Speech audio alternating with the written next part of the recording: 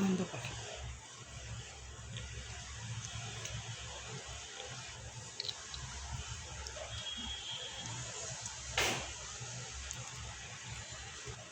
বন্ধ কর। অল্প অল্প করবে। আসসালামু আলাইকুম। রূপচাঁদা মাছ কেটে ধুয়ে নিচ্ছি, ফ্রাই করা হবে তাই।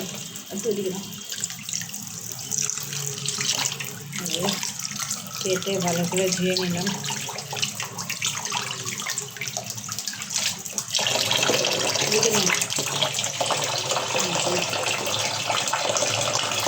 জাস্ট এই বরাবর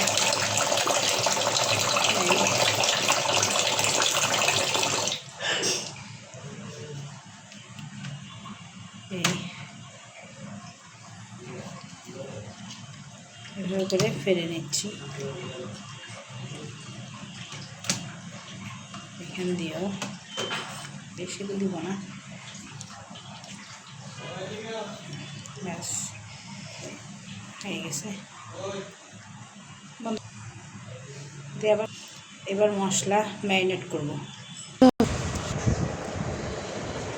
এখন মশলা মাখানোর পালা। আদা বাটা,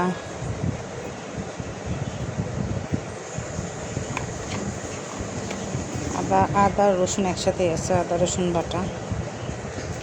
তারপরে এই হলো ফিশ সস। পড়ে না যা ফিশ সস, কি গো ফিশ সস পড়ে না। ফিশ সস দিচ্ছি।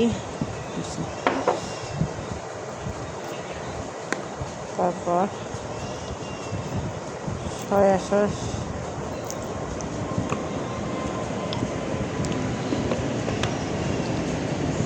মরিচের গুঁড়া, তারপরে দিব হলুদের গুঁড়া।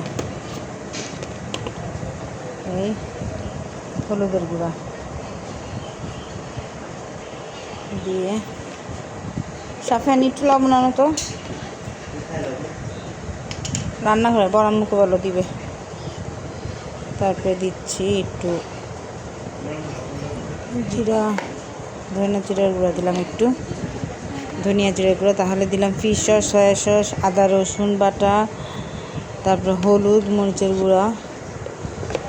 যেহেতু ফিশ সস আর সয়া সস দিয়েছি তাই ওখানে একটু লবণ আছে, লবণটা একটু পরিমাণ মতো অল্প একটু দিলাম।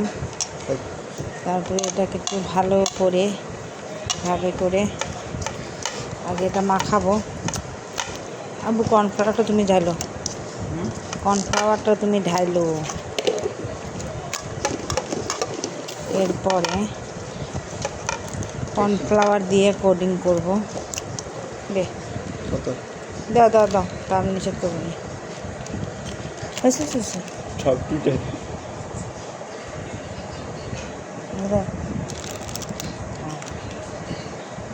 আমার ছেলে, গুণধর ছেলে, ঢালতে বলছি।